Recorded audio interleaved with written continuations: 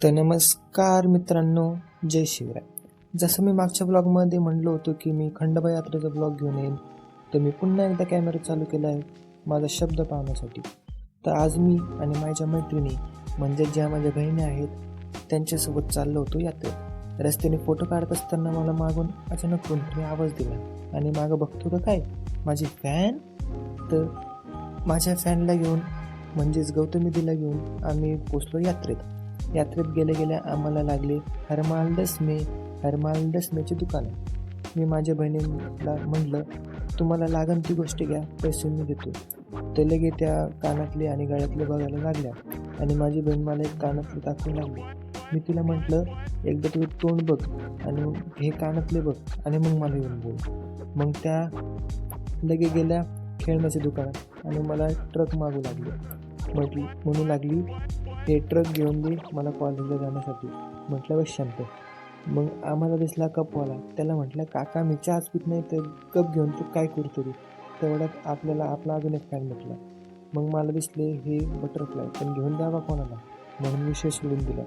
मग दिसल्या आपल्या लहान मुलांच्या आवडत्या वस्तू आणि त्यातल्या त्यात हा फोन.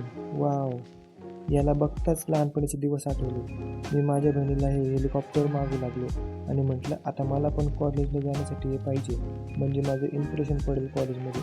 मग ती पण म्हटली मला, बस काळ्या शांत. नंतर गेलो आम्ही किड्स सेक्शनकडे, जिथं होत्या आपल्या लहानपणीच्या आवडत्या वस्तू. लहानपणी भीतीमुळे बसलो नाही आणि आता बसायला जातो तो लोक म्हणतात एवढा मोठा घोडा झाला ना तरी हाऊस गेली नाही का. जाऊ द्या, लोगों का काम है कहना, मनावर नाही घ्यायचं. पण खरंच बोलतात बरं का लोक. पण मला या एरोप्लेनमध्ये बसायचं होतं. या काकांना मी 500 द्यायला तयार होतो, पण काका नाहीच म्हटले. वाईट वाटलं. मग आम्हाला भेटली संभाजीनगर ते नांदेडची रेल्वे. बट तिकीट खूप महाग होतं आणि परत तेच घोडा झाला ना आता. म्हटलं मी फुगे फोडावं, तर काका तोंड पाहूनच नाही म्हटलं. का माहिती का, तर इथं रिंग फेका आणि पैसे जिंका असा विषय होता. रिंग फेकण्यासाठी पण पैसे लागत होते, म्हणून इथून पण तोंडवर करून निघून गेलो. पुढं भेटल्या आम्हाला अमिबाच्या घरात वापरल्या जाणाऱ्या वस्तू. अरे त्या होत्याच एवढ्या छोट्या, म्हणा तरी काय. अजून कपाट तर एवढं मोठं होतं की माझे काय अख्खे MITचे कपडे बसले असते त्यात. पण दिसलं हे मिक्सर, ज्याचं काम काय होतं ते बनवणाऱ्यालाच माहिती. आमच्या शेजारच्या पद्मा काकू मला म्हणतात, घेऊन टाक सगळे एक एक, लग्न झाल्यावर काम येईल. म्हटलं हो काकू, उद्या ट्रक आणून सगळं पॅक करूनच घेऊन जातो. तर इथं संपली आपली यात्रा. हा छोटी आहे पण आपली आहे, मान तर द्यावंच लागेल ना.